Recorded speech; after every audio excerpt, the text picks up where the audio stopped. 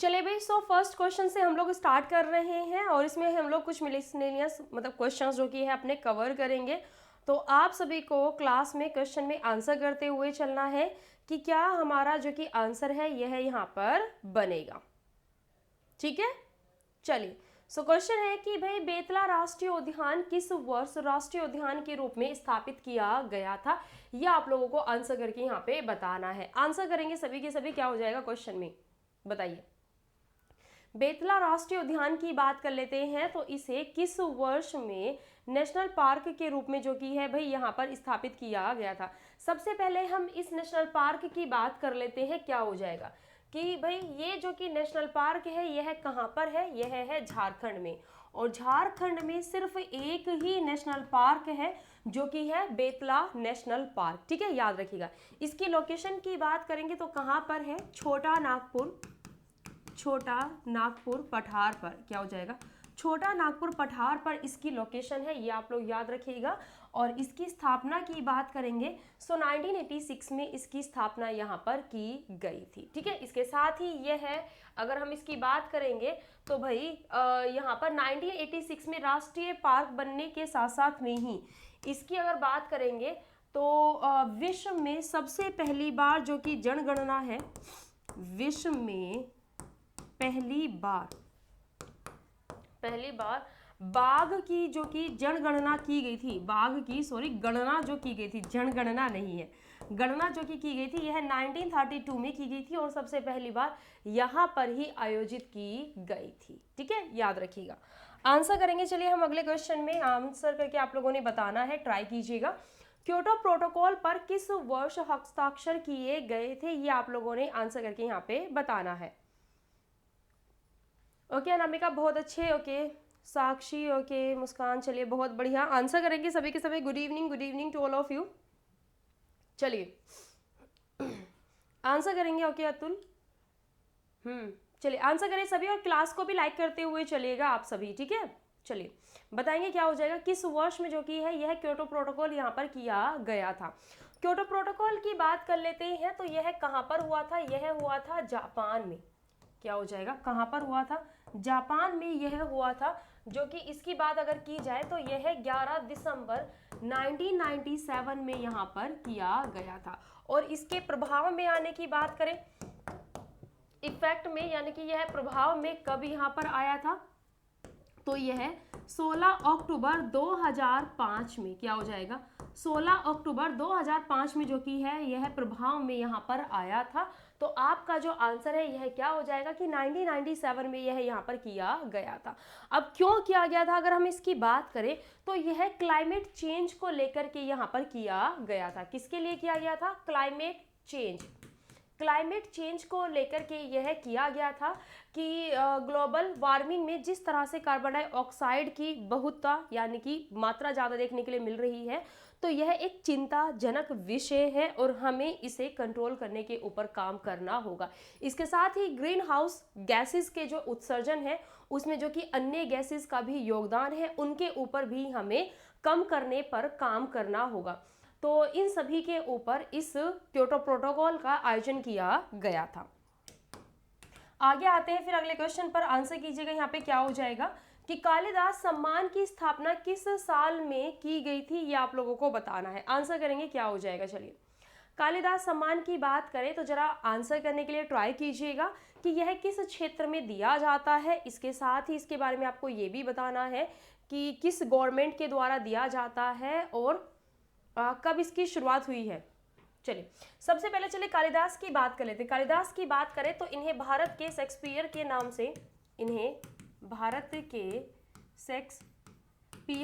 से इन्हें जाना जाता है। और भाई यह है इतिहास में एक बहुत ही बड़े संस्कृत के साहित्यकार यह रहे हैं। क्या हो जाएगा, संस्कृत के साहित्यकार जो कि है यह रहे हैं, याद रखिएगा। ये जो सम्मान है यह है क्लासिकल डांस फॉर्म हुआ, क्या हो जाएगा, क्लासिकल डांस फॉर्म में भी यह दिया जाता है। इसके साथ ही यह क्लासिकल म्यूजिक में भी दिया जाता है। साथ ही यह प्लास्टिक, क्या हो जाएगा, प्लास्टिक आर्ट में भी दिया जाता है। किसमें, प्लास्टिक आर्ट में भी दिया जाता है। और साथ ही यह थिएटर क्या हो जाएगा, थिएटर में परफॉर्मेंस के लिए भी दिया जाता है। ठीक है, इसकी बात करेंगे तो यह 2 वर्षों में, कितना, 2 वर्षों के गैप में यह दिया जाता है। यानी कि जैसे कि अभी 2000, सपोज अगर 2024 में दिया गया है तो फिर 2026 में दिया जाएगा। तो इस तरह से 2 वर्षों के अंतराल में जो कि है यह दिया जाता है। ठीक है, ये बात याद रखिएगा। अब इसमें हम लोग बात कर लेते हैं, क्या हो जाएगा, चलिए बिल्कुल 1980 में इसकी शुरुआत की गई है और किसके द्वारा दिया जाता है, तो भाई यह है मध्य प्रदेश स्टेट यानी कि राज्य के द्वारा जो कि है यह दिया जाता है। चलिए अगले क्वेश्चन पर आ जाते हैं। द नेक्स्ट यहाँ पर आंसर कीजिएगा सभी के सभी, क्या हो जाएगा कि भाई पुस्तक द कॉमनवेल्थ ऑफ क्रिकेट के लेखक जो कि है यह कौन है, आंसर कीजिएगा। पुस्तक द कॉमनवेल्थ ऑफ क्रिकेट की अगर हम बात कर लेते हैं तो इसके लेखक की अगर बात की जाए तो भाई यह यहाँ पर कौन रहे हैं, ये आप लोगों को आंसर करके यहाँ पे बताना है। बताएंगे सभी, क्या हो जाएगा बिल्कुल क्या हो जाएगा, रामचंद्र गुहा जो कि है यह इसके लेखक के रूप में यहाँ पर जाने जाते हैं। द नेक्स्ट है IFM, क्या हो जाएगा, IIF है, ये कंप्लीट है, Indian institute of forest management है, तो इट मीन्स यहाँ पर IIFM। ठीक है, इंडियन इंस्टीट्यूट ऑफ मैनेजमेंट यह है। चलिए, तो भारतीय वन प्रबंधन संस्थान कहाँ पर स्थित है, यह है आप लोगों को आंसर करके यहाँ पे बताना है। आंसर करेंगे सभी के सभी, क्या हो जाएगा, चलिए बताइए। इसकी अगर स्थापना की बात करें तो एनवायरमेंट को लेकर के, फॉरेस्ट को लेकर के, क्लाइमेट चेंज को लेकर के, जो कि मतलब इनको संभालने वाली जो कि मिनिस्ट्री है उसके द्वारा इसकी स्थापना यहाँ पर की गई थी 1982 में, 1982 में इसकी स्थापना की गई थी। और इसकी अगर हम लोकेशन की बात करेंगे सो मध्य प्रदेश की जो कि कैपिटल है भोपाल, यहाँ पर है। और अगर आपसे फॉरेस्ट रिसर्च इंस्टीट्यूट की बात की जाए, FRI फॉरेस्ट रिसर्च इंस्टीट्यूट की बात की जाएगी तो क्या हो जाएगा कि भाई यह देहरादून में है, क्या हो जाएगा, देहरादून में यह है। चलिए द नेक्स्ट अगले क्वेश्चन पर आ जाते हैं। निम्नलिखित में से कौन सा संस्थान पहले IIT भारतीय, क्या हो जाएगा यहाँ पर, इसमें अगर हम बात कर लेते हैं तो कौन सा संस्थान है जो कि पहले IIT भारतीय प्रौद्योगिकी संस्थान यानी कि इंडियन इंस्टीट्यूट ऑफ टेक्नोलॉजी के रूप में स्थापित किया गया था। आप कह सकते हैं कि जो कि भारत का सबसे पहला, क्या हो जाएगा, जो कि भारत का सबसे पहला IIT यहाँ पर जाना जाता है, यह कौन सा है, बताइए। चलिए, क्या आप लोगों का आंसर यहाँ पर बनेगा,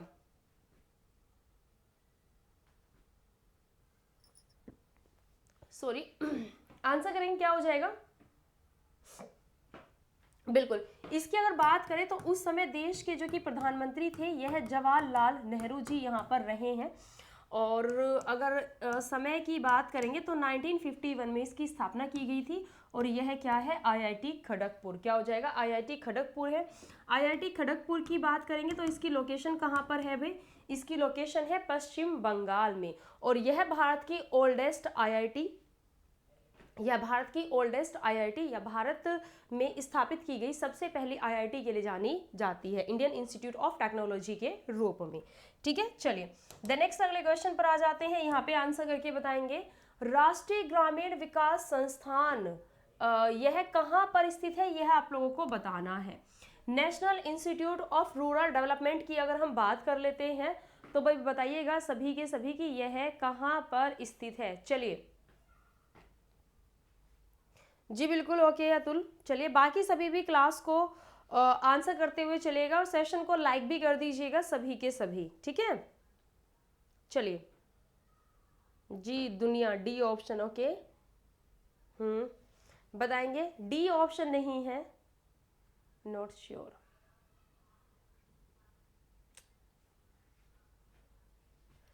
चलिए इसकी बात करेंगे तो 2006 में इसकी स्थापना की गई थी। कब, 2006 में। उसकी लोकेशन की अगर बात करेंगे तो इसका जो हेडक्वार्टर है कहाँ पर है, यह है हैदराबाद में। क्या हो जाएगा, इसकी अगर हम बात कर लेते हैं तो कहाँ पर है, इसकी जो मतलब लोकेशन है वह हैदराबाद में है। ठीक है, ये बात यहाँ पर आप लोग याद रखिएगा। क्लियर है यहाँ पर। चलिए द नेक्स्ट फिर अगले क्वेश्चन पर आ जाते हैं। संघ के खातों से संबंधित भारत के नियंत्रक महालेखा परीक्षक की लेखा परीक्षा रिपोर्ट को किसके समक्ष प्रस्तुत किया जाएगा, ये आप लोगों ने बताना है। आंसर करेंगे क्या हो जाएगा। संघ के खातों से संबंधित जो कि भारत के नियंत्रक महालेखा की जो लेखा परीक्षा रिपोर्ट है, जो वो रिपोर्ट बना रहे हैं, जो भी सरकार के द्वारा यहाँ पर खर्चा किया गया है, तो वह रिपोर्ट जो कि है यह किसको पेश यहाँ पर की जाती है, बताइए जी। प्रेसिडेंट को। बहुत बढ़िया। चलिए लोकेंद्र, क्या बात है, अतुल, ओके। चलिए क्या हो जाएगा, ए ऑप्शन, यानी कि राष्ट्रपति को पेश की जाती है। और राष्ट्रपति जी क्या करते हैं, यह पार्लियामेंट यानी कि यह संसद में देते हैं, और संसद उस रिपोर्ट को किसे देती है, पीएससी को, पब्लिक अकाउंट कमेटी को यहाँ पर देती है, पब्लिक अकाउंट कमेटी को देती है। और पब्लिक अकाउंट कमेटी की बात करें तो इसके अध्यक्ष कौन होते हैं, जो कि विपक्ष के लीडर होते हैं। जो विपक्ष के लीडर होते हैं यह इसके मतलब प्रमुख यहाँ पर पर्सन होते हैं यहाँ पर। और फिर ये जो रिपोर्ट है इस पर संसद में बहस की जाती है, यानी कि एक बहस का मुद्दा यहाँ पर बनता है। नहीं, ऐसा नहीं है कि एक क्लास में इवनिंग के समय पर भी करती हूँ, अभी फिलहाल एक क्लास इवनिंग के समय पर भी करती हूँ। चलिए द नेक्स्ट है कि राज्य के महाधिवक्ता को निम्नलिखित में से किसके द्वारा हटाया जा सकता है। अगर आप स्टेट के एडवोकेट जनरल की बात करें तो किसके द्वारा हटाया जा सकता है। और अगर यहाँ पर अटॉर्नी जनरल की बात की जाए तो इन्हें सिर्फ प्रेसिडेंट के द्वारा ही, सिर्फ राष्ट्रपति के द्वारा ही हटाया जा सकता है, उनके द्वारा ही इनकी नियुक्ति की जाती है। बट अगर स्टेट की बात करेंगे तो क्या हो जाएगा यहाँ पर, जो कि राज्य के राज्यपाल हैं, जो उस राज्य से संबंधित राज्यपाल हैं। जो राज्यपाल होते हैं यह राज्य के कर्ता धर्ता, मतलब एक तरह से प्रमुख नागरिक होते हैं। जैसे कि देश के प्रमुख नागरिक कौन रहते हैं, हमारे राष्ट्रपति रहते हैं। तो जो हटाने का जो कि अधिकार है वह किसके पास होता है, राज्य के राज्यपाल के पास होता है। अगले क्वेश्चन पर आ जाते हैं। राष्ट्रीय हरित प्राधिकरण नेशनल ग्रीन ट्रिब्यूनल के निर्णय से पीड़ित व्यक्ति कितने दिनों के भीतर सर्वोच्च न्यायालय में अपील कर सकता है, बताएंगे क्या हो जाएगा। कितने दिनों के भीतर जो कि है यह सर्वोच्च न्यायालय में अपील कर सकते हैं, ये आप लोगों ने आंसर करके यहाँ पे बताना है। चलिए आंसर करेंगे क्या हो जाएगा सभी के सभी।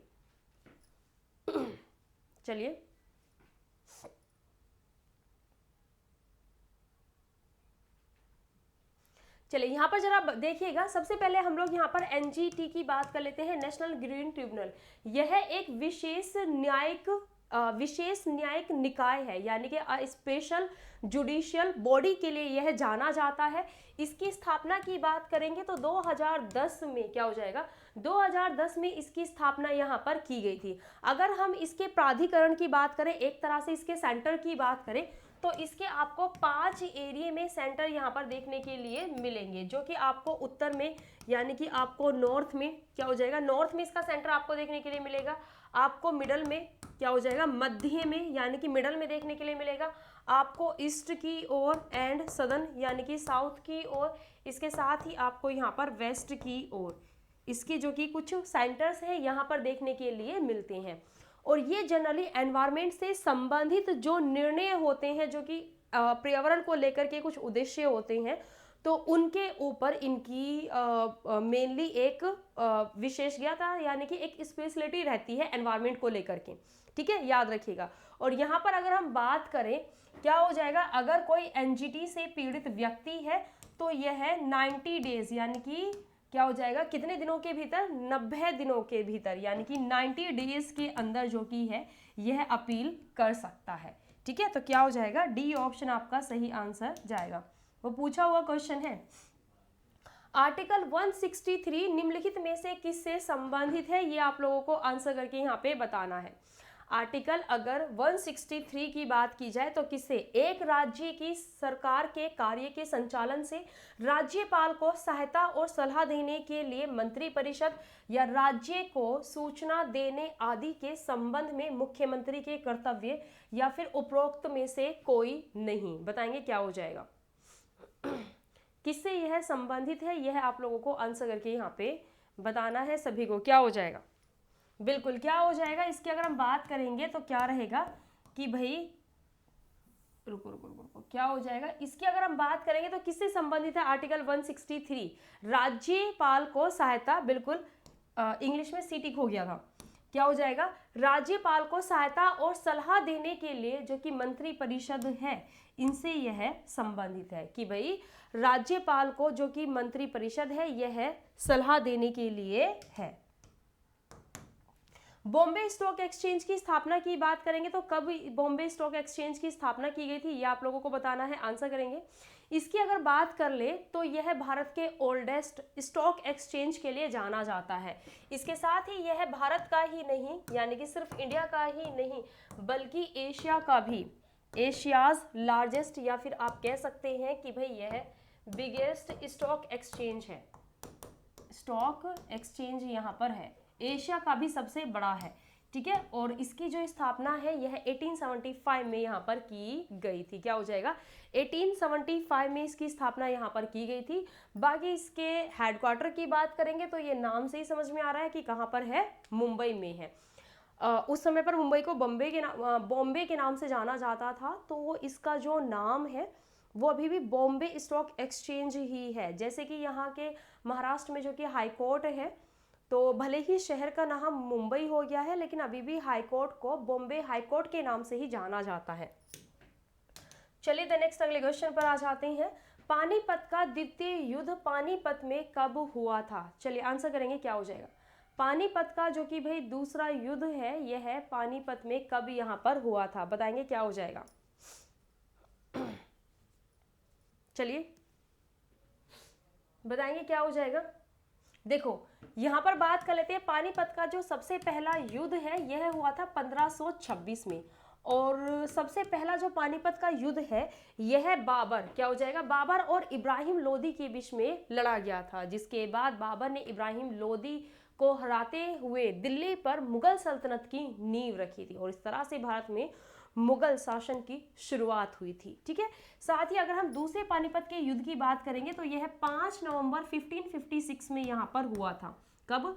5 नवंबर 1556 में हुआ था। इस समय अकबर बहुत ही कम आयु का था, जो कि 13 वर्ष की उम्र में ही उसे गद्दी पर बैठा दिया गया था 1556 में, जब हुमायूं की डेथ हुई थी। तो इस समय पर अकबर का जो कि संरक्षण है यह बैरम खां कर रहा था, ठीक है। तो बैरम खां ने अकबर का संरक्षण करते हुए इस युद्ध में महत्वपूर्ण भूमिका निभाई थी। इसके साथ ही यहाँ पर जो कि खान, क्या हो जाएगा यहाँ पर जो कि खान जमान प्रथम ये भी सेनापति था, सेनापति, और अकबर की सेना में 2 मुख्य सेनापतियों का रोल रहा था पानीपत के दूसरे युद्ध में, एक तो बैरम खां का और एक यहाँ पर खान जमान प्रथम का, और इन दोनों ने जो अकबर की सेना थी इसे जीत दर्ज कराई थी पानीपत के दूसरे युद्ध में। अच्छा, इनके अपोजिशन में कौन था? यह था हेमचंद्र, जो कि शेरशाह सूरी के वंश के से ही सेनापति था, और वापस से सूरी वंश की स्थापना को लेकर के यह युद्ध करता है, बट उसकी हार हो जाती है, ठीक है, याद रखिएगा। बाकी 3rd नंबर का जो कि पानीपत का युद्ध है यह 1761 में यहाँ पर होता है, जो कि मराठों और अफगानों के बीच में होता है। आगे आते हैं अगले क्वेश्चन पर, आंसर कीजिएगा। चेन्नई सुपर किंग्स ने आईपीएल 2023 को जीतकर आईपीएल के इतिहास में अपना डैश व खिताब यहाँ पर दर्ज कर लिया था, बताएंगे क्या आंसर हो जाएगा। यहाँ पर सभी के सभी आंसर करेंगे, क्या हो जाएगा क्या रहेगा। अभी 2024 में फिर से आईपीएल की शुरुआत यहाँ पर होने जा रही है, इंडियन प्रीमियर लीग। सबसे पहली बार 2008 में इसकी शुरुआत हुई थी, जिसमें कि राजस्थान रॉयल्स ने सबसे पहला फर्स्ट आईपीएल खिताब अपने नाम यहाँ पर किया था, ठीक है। लास्ट टाइम की अगर बात करें तो सीएसके ने, यानी कि चेन्नई सुपर किंग्स, जिसके जो कैप्टन है कौन है, महेंद्र सिंह धोनी है, तो इन्होंने अपना 5th नंबर का टाइटल यहाँ पर जीता था। कौन से नंबर का? 5th नंबर का टाइटल यहाँ पर जीता था। इसकी बात अगर हम करें यहाँ पर, क्या हो जाएगा, इसकी बात अगर हम करें यहाँ पर तो भाई इसमें ये याद रखना कि 5th नंबर का टाइटल जीतते हुए सीएसके ने सबसे ज़्यादा आईपीएल टूर्नामेंट जीतने की बराबरी कर ली थी। इससे पहले मुंबई इंडियंस टीम ने 5 टाइटल जीते हुए थे आईपीएल के, क्या हो जाएगा, 5 टाइटल जीते हुए थे और इनकी बराबरी कर ली है सीएसके ने।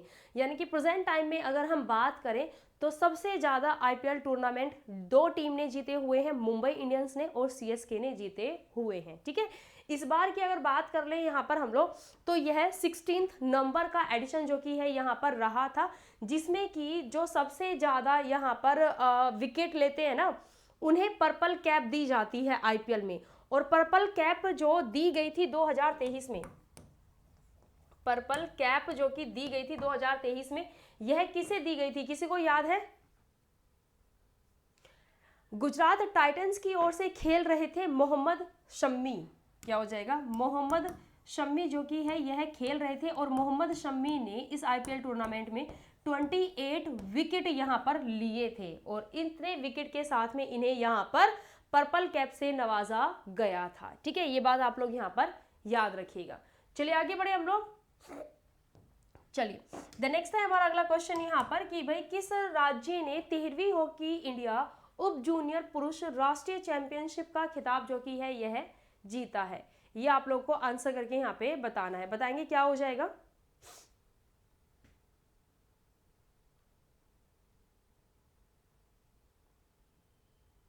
ऑरेंज कैप किसे दिया गया था? ऑरेंज कैप किसे दिया गया था? शुभमन गिल, बिल्कुल सही बात है। चलिए, ये दिया जाता है जो कि सबसे ज्यादा रन बनाते हैं उसे, ऑरेंज कैप। आंसर करेंगे क्या हो जाएगा? बिल्कुल देखिए, 7-1 से उत्तर प्रदेश ने ओडिशा को हराते हुए, किसे? उपविजेता की अगर बात की जाए, यानी कि रनर अप की अगर बात करेंगे, तो इसमें ओडिशा की जो कि टीम है यह इसमें रनर अप यहाँ पर रही थी, और यहाँ पर उत्तर प्रदेश जो कि है इन्होंने इसे यहाँ पर जीता था। आगे आ जाते हैं यहाँ पे अगले क्वेश्चन में। आंसर कीजिएगा सभी कि निम्नलिखित में से किसे पंडित ठाकुरदास भार्गव के अनुसार संविधान की आत्मा कहा जाता है, मतलब माना गया है? बताएंगे क्या हो जाएगा? किसे संविधान की आत्मा माना गया है, ये आप लोगों को आंसर करके यहाँ पे बताना है। आंसर करेंगे क्या हो जाएगा सभी के सभी? बिल्कुल क्या हो जाएगा? प्रिम्बल को, यानी कि प्रस्तावना को। और प्रस्तावना के बोरो करने की बात करेंगे तो क्या हो जाएगा? किससे की हुई है? हमने यूनाइटेड स्टेट्स ऑफ अमेरिका से बोरो की हुई है। ठीक है, बाकी अगर बी आर अम्बेडकर जी की बात करें कि बी आर अम्बेडकर जी के द्वारा संविधान की हृदय और आत्मा, या फिर सिर्फ इतना ही कहा जाए कि भाई बी आर अम्बेडकर जी के अकॉर्डिंग जो कि साउल ऑफ कॉन्स्टिट्यूशन है, ये किसे माना जाता है? तो उनके अकॉर्डिंग आर्टिकल 32 जो कि है, जिसमें कि रिट्स के बारे में यहाँ पर दिया गया है, इसे कॉन्स्टिट्यूशन की हृदय यानी कि हार्ट एंड सोल के रूप में जाना जाता है। द नेक्स्ट है, अगले क्वेश्चन पर आ जाते हैं। भारत का राष्ट्रीय कृषि सहकारी विपणन संघ डैश में स्थापित किया गया था? किस वर्ष में स्थापित किया गया था, ये आपको बताना है। National agricultural cooperative marketing federation of India की अगर बात करेंगे तो किस वर्ष में इसकी स्थापना की गई थी, बताएंगे? चलिए, गांधी जी के जन्म दिवस यानी कि 2 अक्टूबर में 1958 में इसकी स्थापना की गई थी। तो क्या हो जाएगा? 1958 में भाई इसकी जो स्थापना है यह यहाँ पर की गई थी। ठीक है, आंसर याद रखिए, क्या हो जाएगा? 1958 में इसकी स्थापना की गई थी।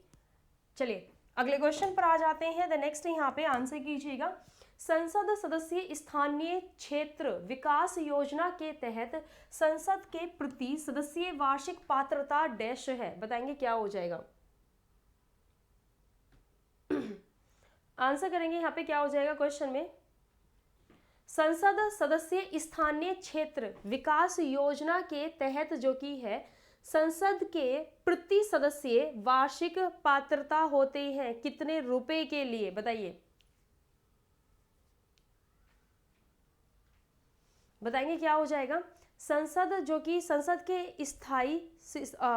के सदस्य स्थानीय क्षेत्र विकास योजना को यहाँ पर 1993 में जो कि है यहाँ पर शुरू किया गया था, जिसमें है कि राज्यसभा के संसद सदस्य उस राज्य के जिससे इसकी वह बिलोंग करते हैं, उस राज्य के या एक से अधिक जिलों में काम करने की सिफारिश कर सकते हैं जहां से वह चुने गए हैं वह, ठीक है। साथ ही लोकसभा और राज्यसभा के जो कि मनोनीत सदस्य हैं वह भी इस योजना के तहत अपनी पसंद के काम के लिए कार्यान्वयन के लिए देश के किसी एक राज्य से किसी एक या फिर अधिक जिलों का चयन कर सकते हैं उसमें डेवलपमेंट के लिए।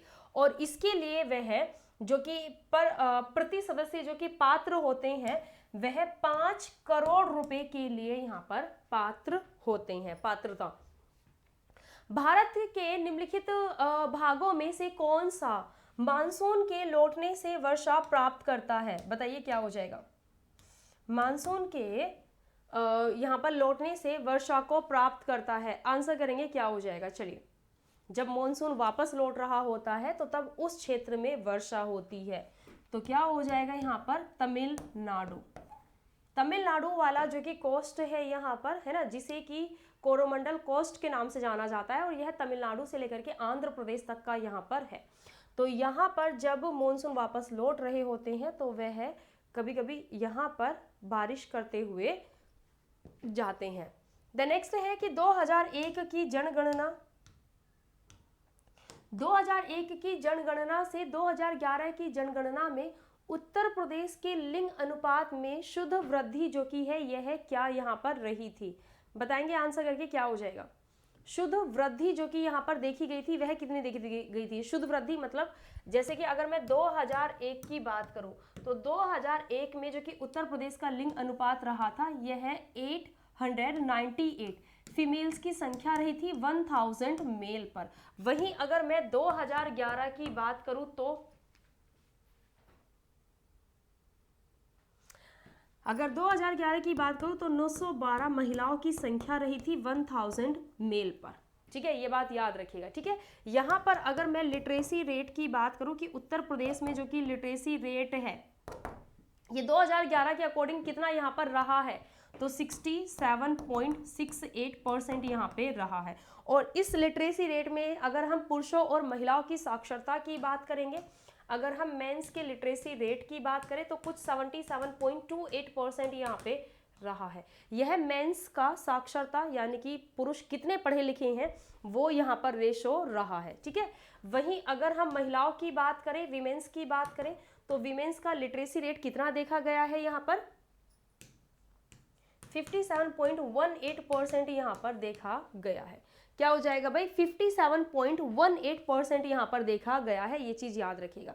तो अब आप देख सकते हैं कितना डिफरेंस है यहाँ पर। अब तो क्वेश्चन का आंसर आप लोगों को मिल जाएगा इजीली। क्या आंसर है क्वेश्चन का?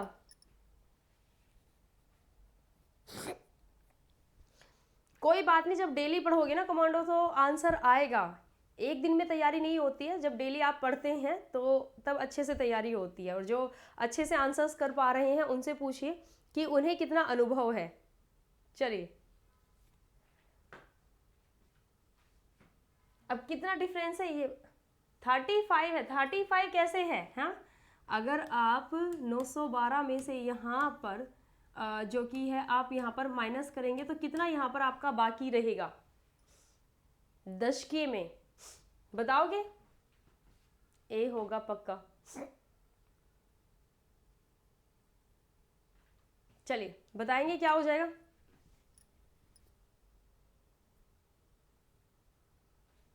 चलिए यहाँ पर जरा देखिएगा क्या हो जाएगा। अगर मैं यहाँ पर शुद्धता के साथ में अगर आप लोगों को बताऊं तो यह 4 का डिफरेंस यहाँ पर देखा जा रहा है, ठीक है। और इसमें जो कि है यह कुछ 14 क्या हो जाएगा, कितना इंक्रीमेंट देखा गया है तो 14 का नेट इंक्रीमेंट यहाँ पर देखा गया है, ठीक है। 4 का डिफरेंस यहाँ पर है और अगर नेट इंक्रीमेंट जब आप निकालोगे तो यह 14 यहाँ पर बनेगा। क्या हो जाएगा, शुद्ध वृद्धि की अगर बात करेंगे तो कितना 14 यहाँ पर आपका रहेगा। द नेक्स्ट है हमारा अगला क्वेश्चन, यहाँ पे आंसर कीजिएगा। निम्नलिखित में से कौन सी नदी अमरकंटक पठार से उत्पन्न नहीं होती है? बताइए, इनमें से कौन सी नदी है जो कि अमरकंटक पठार से उत्पन्न नहीं होती है, या अमरकंटक चोटी की बात कर ले वहां से नहीं निकलती है? बताएंगे। चलिए बताइए जरा। सोन नदी और नर्मदा नदी की बात करें तो ये तो कंफर्म है कि ये दोनों तो अमरकंटक चोटी से ही निकलती हैं, जिसमें कि नर्मदा नदी जो कि है यह तो अरब सागर में जाकर के गिर जाती है, और सोन नदी की बात करेंगे तो भाई यह है गंगा नदी की ट्रिब्यूटरी यानी कि सहायक नदी के लिए यहाँ पर जानी जाती है। बाकी आपके पास 2 ऑप्शन बचते हैं, अब इन 2 ऑप्शन में से आपको चूज करना है। देखिए जोहिला की बात करेंगे तो यह सोन नदी की ही ट्रिब्यूटरी है, सोन नदी की यह ट्रिब्यूटरी यानी कि सहायक नदी है। क्या हो जाएगा, सहायक नदी है, ये बात आप लोग यहाँ पर याद रखिएगा। और बेतवा की अगर हम बात करें यह भी वहां से ही निकलती है, अमरकंटक के यहाँ से, अमरकंटक पठार से ही निकलती है। बट अगर मैं यहाँ पर बेतवा नदी की बात करूं तो ये मध्य प्रदेश का जो कि झिर्री विलेज है, ठीक है, झिर्री विलेज जो कि यह विंध्या श्रेणी के यहाँ पर, क्या हो जाएगा, विंध्या श्रेणियाँ जो कि है ना रेंज, यहाँ पर यह पड़ता है, तो यहाँ से निकलती है बेतवा नदी, ठीक है, याद रखिएगा, जो कि उत्तर प्रदेश और मध्य प्रदेश के बीच में यहाँ पर बहती है। और क्या हो जाएगा कि भाई गंगा नदी यमुना नदी की भी यह सहायक नदी के लिए यहाँ पर जानी जाती है। तो क्या हो जाएगा, बी ऑप्शन आप लोगों का सही आंसर यहाँ पर बनेगा।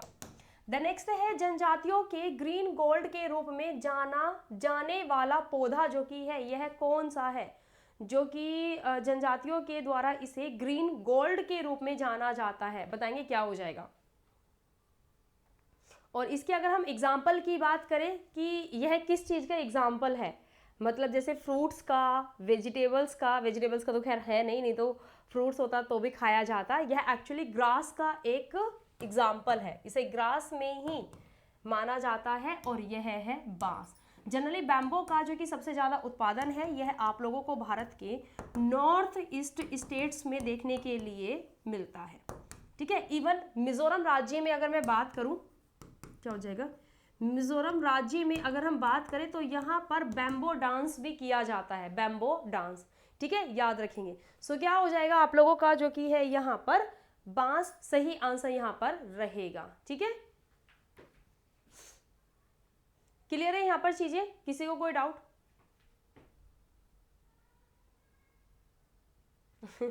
चलिए इसमें यहाँ पर याद रखिएगा सी ऑप्शन आपका सही आंसर यहाँ पर जाएगा।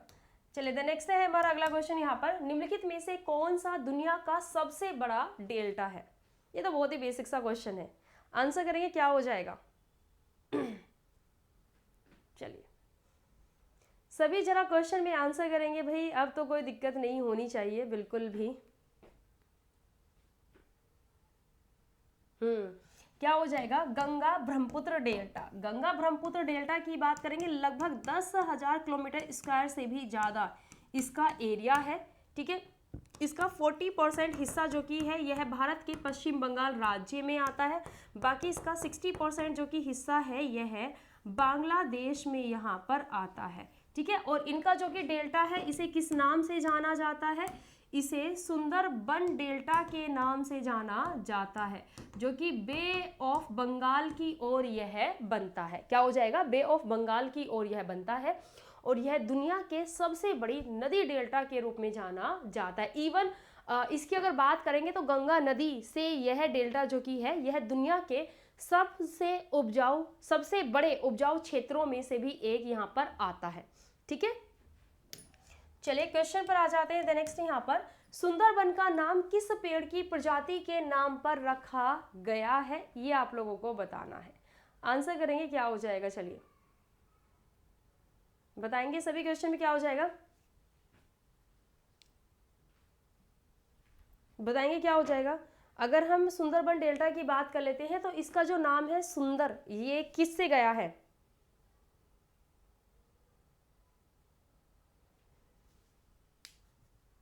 चलिए क्या हो जाएगा यहाँ पर, तो सुंदरी की वजह से, ठीक है। सुंदरी जो कि यहाँ पर पेड़ों की प्रजातियां हैं, यह है जनरली मैंग्रोव क्षेत्र जो है ना, मैंग्रोव एरिया जो कि है, मैंग्रोव एरिया जो कि है सुंदरबन डेल्टा पर, यहाँ पर यह पाया जाता है, ठीक है, याद रखिएगा। और इसी से ही इसका जो नाम है यह सुंदरबन डेल्टा यहाँ पर पड़ा है। अगर मैं सुंदरी यहाँ पर ट्री की बात करूँ तो यह अपने एंटीनोसाइसेप्टिव एंड एंटीऑक्सीडेंट। एंटीऑक्सीडेंट के साथ साथ ही यह एंटी कैंसर के गुण वाले पौधे के लिए जाना जाता है, जो कि मेडिसिन फील्ड में काफ़ी उपयोगी है इसकी जांच करने पर। और जनरली ये जो कि पेड़ है यह अधिकांश संख्या में यहाँ पर मिलते हैं, और इसकी अधिकता होने की वजह से ही इस क्षेत्र को सुंदर वन का नाम दिया गया है। तो क्या हो जाएगा, डी ऑप्शन आप लोगों का बिल्कुल सही आंसर यहाँ पर बनेगा। निम्नलिखित में से कौन सा एक राज्य भारत में हीरो का प्रमुख उत्पादक राज्य है, बताइए, जो कि डायमंड्स का ज्यादा प्रोडक्शन यहाँ पर करता है। आंसर कीजिए क्या हो जाएगा। चलिए, और इसके साथ ही द डायमंड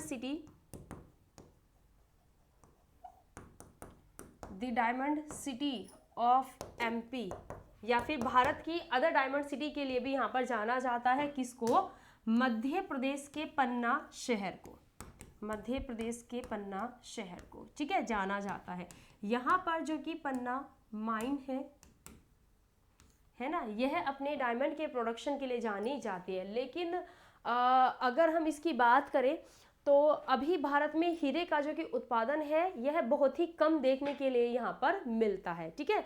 2000 तक की बात करें तो 2000 तक जो कि छत्तीसगढ़ और मध्य प्रदेश एक ही राज्य यहाँ पर हुआ करता था, तो उस समय यह भारत के सबसे बड़े एरिया के लिए जाना जाता था। यहाँ पर हीरे और तांबे का भी सबसे ज़्यादा भंडार यहाँ पर देखने के लिए मिलता था, ठीक है। इसके साथ ही मध्य प्रदेश की बात करें तो भारत के बिल्कुल मिड में यह स्थित है, जिसके चलते इसे हार्ट ऑफ इंडिया के नाम से भी जाना जाता है, और यह एक लैंडलॉक्ड स्टेट है मध्य प्रदेश, ठीक है। चलिए आगे बढ़े यहाँ पे। द नेक्स्ट अगले क्वेश्चन पर आ जाते हैं भाई, आंसर करेंगे सभी। यहाँ पर क्या हो जाएगा, कोटेश्वर जल विद्युत परियोजना डैश नदी पर स्थित है, बताएंगे। कोटेश्वर जल विद्युत परियोजना की बात करेंगे तो भाई यह किस नदी पर यहाँ पर स्थित है, ये आप लोगों को आंसर करके बताना है, बताएंगे क्या हो जाएगा।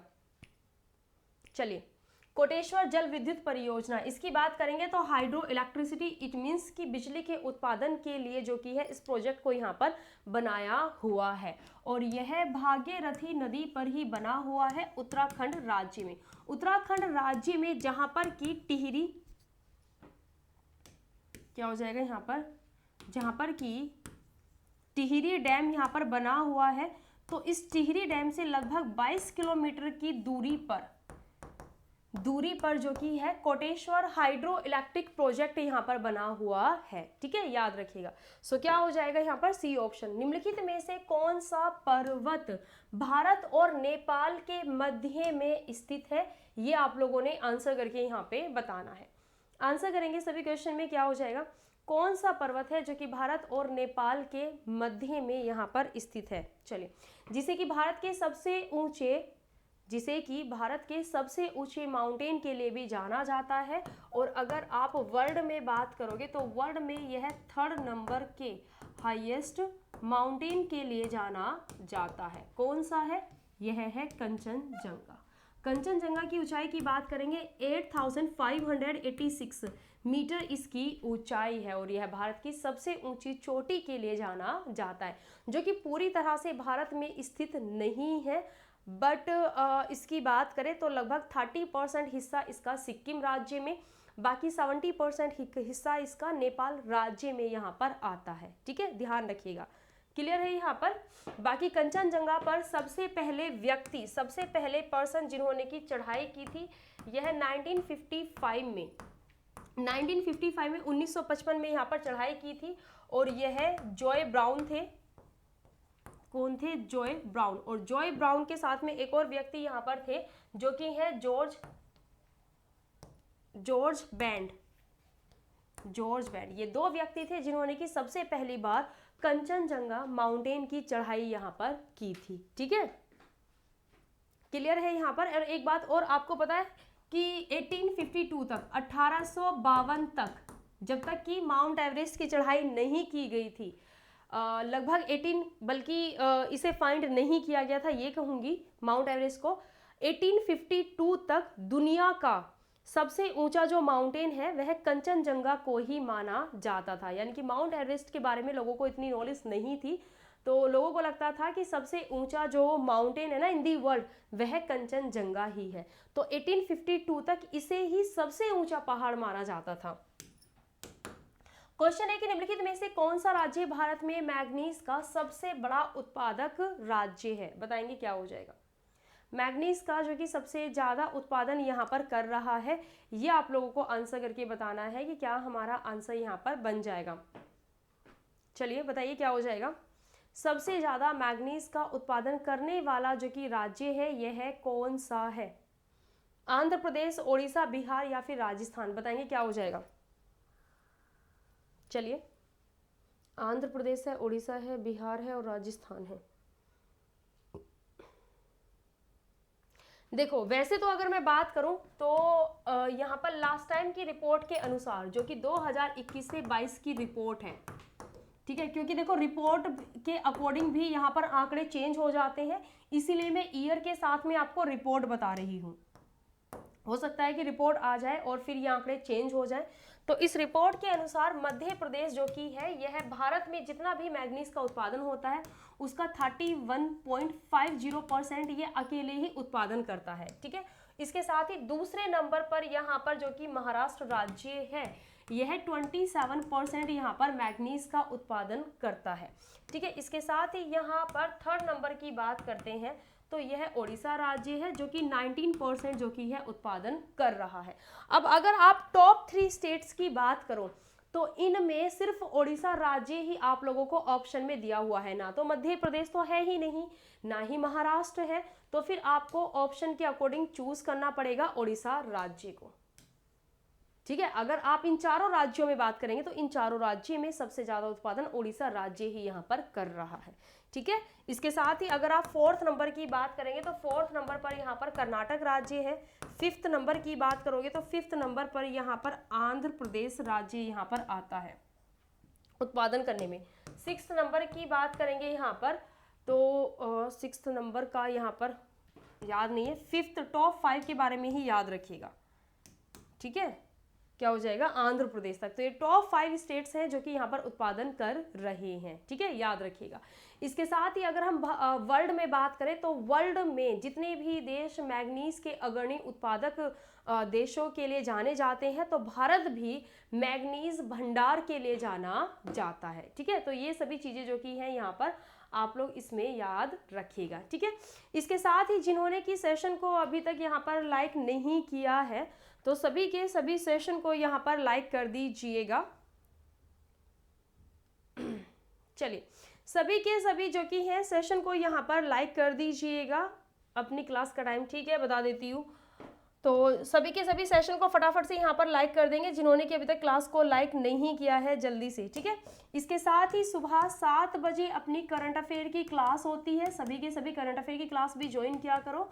और जो कि अपनी 11 बजे की अपनी जीके जीए के लिए हमारी क्लास है ना, इसको भी आप सभी के सभी अटेंड किया करो। तो ये डेली क्लास का टाइम टेबल है जो कि अपनी रहती है और आप सभी टाइमली ही क्लास में यहाँ पर जुड़ जाया किया करो। इसके साथ ही अनअकैडमी पर राज, इसके लिए मैं आपको बता देती हूँ, आप सभी को बताना है कि अगर हम लिथियम की बात करें, क्या अगर हम लिथियम की बात करें तो भारत में सबसे ज़्यादा लिथियम का जो कि मैक्सिमम उत्पादन है यानी कि प्रोडक्शन है, ये कहाँ पर हो रहा है, किस राज्य में हो रहा है, ये आप लोगों को आंसर करके बताना है। और ये जो क्वेश्चन है ये आप लोगों का होमवर्क के लिए क्वेश्चन है, तो आप सभी ऑफलाइन कमेंट करके इस क्वेश्चन का आंसर जरूर कीजिएगा।